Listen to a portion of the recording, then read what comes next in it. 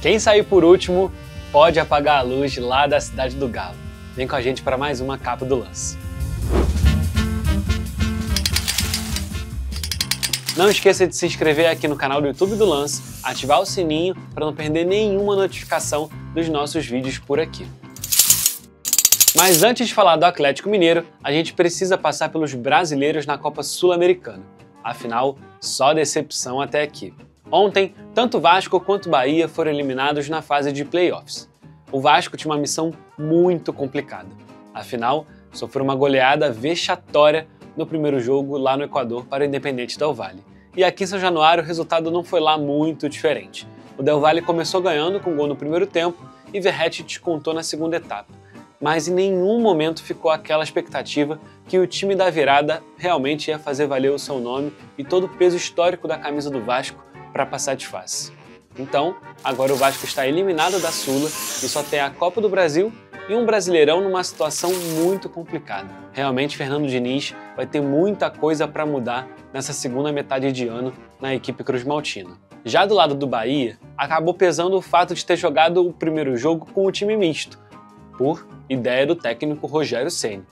A equipe empatou na Fonte Nova por 0-0 e acabou levando o jogo por tudo ou nada lá na Colômbia e perdeu de 2-0 para o América de Cali, ainda com uma falha tenebrosa da defesa do Bahia, principalmente do goleiro Marcos Felipe. E agora também está fora de qualquer competição continental em 2025. E a situação ainda está um pouco complicada se for pegar todos os times do Brasil. Afinal, só o Fluminense está classificado e garantido nas oitavas de final até aqui. O Atlético Mineiro até ganhou seu primeiro jogo. Vai enfrentar na volta o Atlético Bucaramanga para tentar passar de fase e acompanhar o time das Laranjeiras. Já o Grêmio joga hoje com a Alianza Lima após perder de 2-0 o primeiro jogo lá no Peru. Mas vamos falar de coisa boa. Afinal, Saúl Ñíguez finalmente chegou ao Rio de Janeiro para vestir o manto sagrado rubro-negro do Flamengo. O jogador, que veio numa negociação relâmpago, já chegou aqui e deve ser inscrito nos próximos dias, já para atuar nos próximos jogos da equipe do seu amigo Felipe Luiz, ex-companheiro de Atlético.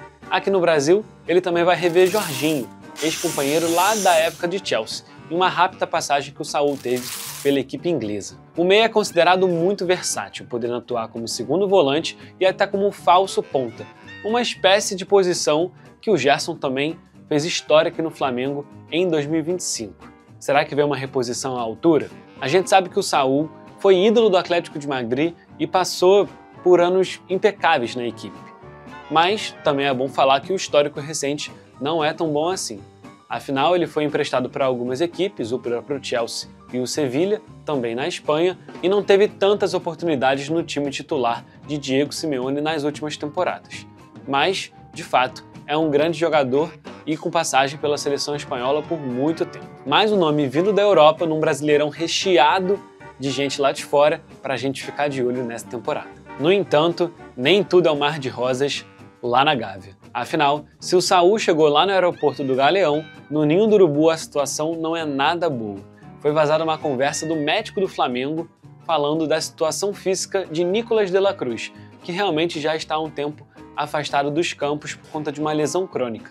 Só que as falas do profissional do Flamengo foram bem pesadas, chegando a mencionar as lesões tanto no joelho direito quanto no joelho esquerdo do meia uruguaio. E claro que isso não ia pegar bem para grande parte do grupo de jogadores e também para a nação rubro-negra. O próprio De La Cruz já se pronunciou nas redes sociais e Arrascaeta foi um dos primeiros nomes a defender o compatriota. E de fato, nem Flamengo nem Atlético Mineiro jogaram nessa rodada, mas foram os grandes assuntos da nossa terça-feira.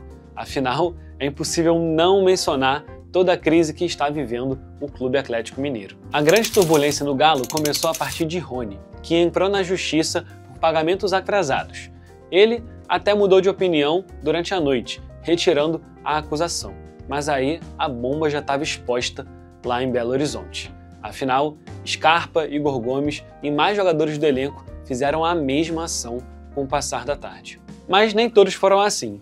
Afinal, alguns nomes do elenco, como Guilherme Arana e Lianco, fizeram o oposto, se defendendo nas redes sociais, falando que não fariam nada daquilo. E a situação é bem complicada no Atlético Mineiro. Depois de um ano passado com altas expectativas nas Copas principalmente, mas que no final acabou amargando 2 vice-campeonatos, o ano até aqui é bem irregular, com o Hulk sendo de verdade um super-herói lá em Minas. E agora, com essa situação interna, a segunda metade da temporada também parece bem comprometida nesse sentido. Financeiramente, uma coisa que também pegou mal internamente lá no Galo foi a possível chegada de Biel, por empréstimo, mas com opção de compra, vindo do Sporting de Portugal. Afinal, o clube está tentando mais um jogador para o elenco, sendo que não está pagando os jogadores atuais. E essa foi mais uma Capa do Lance. Não se esqueça de se inscrever aqui no nosso canal para não perder nenhum vídeo diário da nossa cobertura esportiva. Até mais!